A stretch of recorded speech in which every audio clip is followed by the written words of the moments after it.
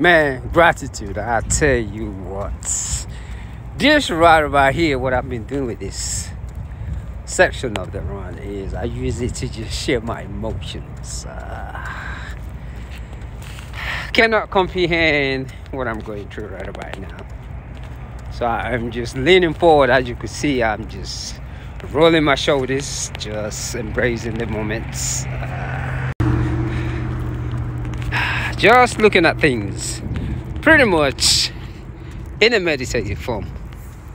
I don't put no music, no nothing. I did just embracing this weather right about here. It is a beautiful morning. I cannot complain. I don't even know what to say anymore except to be grateful. I started my day with doing yoga and 600 push-ups. I tell you what, that 600 push-up journey is like something else. Because the first 3 hours of my day, I do 600 push-ups. And I'm just pushing and stopping and twisting. It's kind of so by the time I actually get out to start moving my body, I'm almost halfway tired. But I do have a 15-minute nap. You call it the Shavashanas. The yogis just intrigue me. And what I've also noticed is that human bodies are different. Some of us will have to push so hard. So doing that 600 push-up in the morning, trying to get to 1,000 push-ups. I haven't done 1,000 push-ups in the last couple of days because my body just get whoo.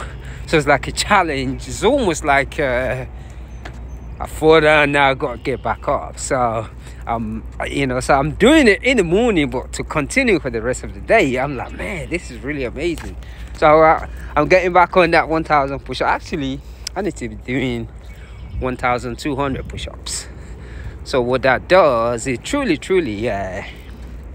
prepares the body for handstand, builds up the spine. But it's just, I cannot even comprehend the whole thing. That dedication, I don't even know where I got it from, because I played sport all my life. Did I say all my life? Yes, I started out playing professional soccer. But those days, I was just a young athlete. Thank you. Let me walk over here because of this thing. Yes, I was a young athlete. Yes, I was a young athlete, and I was not in my senses. And I guess when I started doing this running and exercising thing, it wasn't a competition for me anymore. It was more something very spiritual. Just this movement, just to come out and just roll the shoulders like this. I get to speak a lot and share my emotions. It's like a book that I'm writing. Every emotion that I've gone through, I've shared this on the social media. I put like a quote.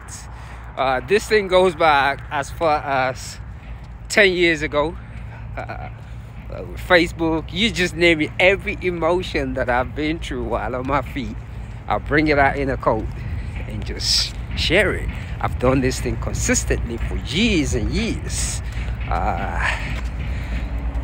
It's really funny, even though we say we're very tolerant in our culture, being the fact that I'm one of the many people that comes out and do this and wear bees, and most people that do it, they have a Christian background.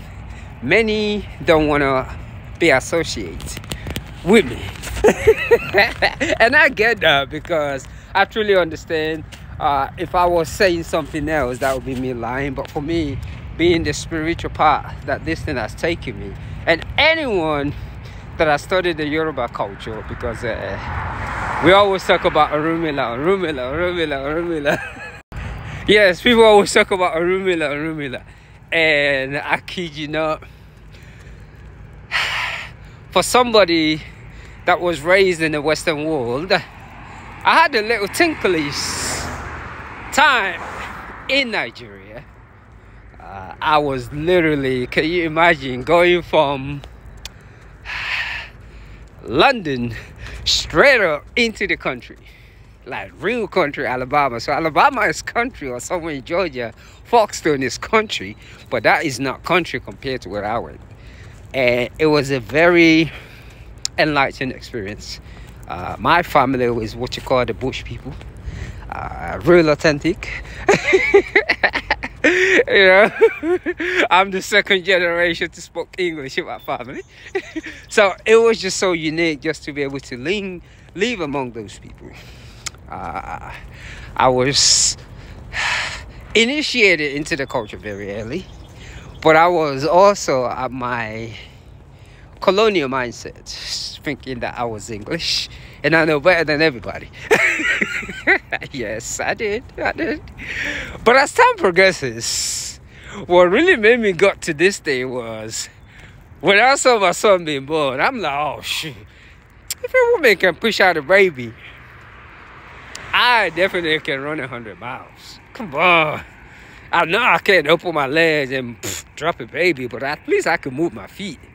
And I kid you not, when I run that first 100 and I don't know what is it, I think 120 miles, the third attempt. All I knew is going into this deep thought, and the only thing that I could say for the last 10 miles of the run was Orumila. That was the only voice that I keep on hearing. So I'm thinking, Orumila, what does that mean? Why am I saying this name? Okay, I know I come from that culture, I come from that background, and let me cross over here. When I run that 120 miles, something in me changed. I remember, yes, let me pause for a little bit. I remember taking a nap while I was running. Yes, I did. I literally took a nap and I was moving at this speed, and I truly took a nap. And since I run that 120 miles,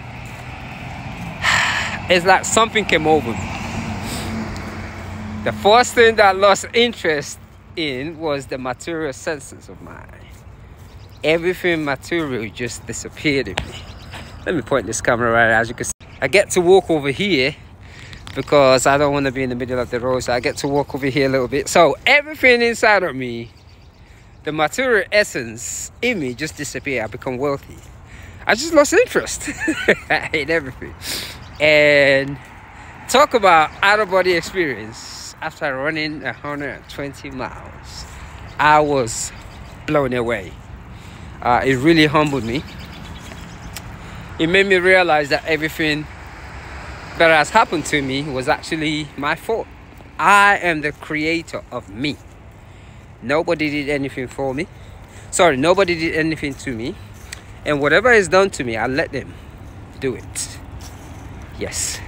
And running that much miles, it was just something in it. I'm even amazed. 54,000 miles later, I don't even know what to say anymore. And then I went through a stage, look at this beautiful truck right here, where I can barely walk a mile. Then I have to start over again, walking a mile. I went from running 120 miles to barely be able to do 1 mile. And that just really humbled, let me cross the road right here, the monkey out of me. It really did. It really humbled the biscuit out of me. So when I'm on my feet, I cannot even explain it. In our Western culture, they call it exercise, running. But for me, it's deeper than that, because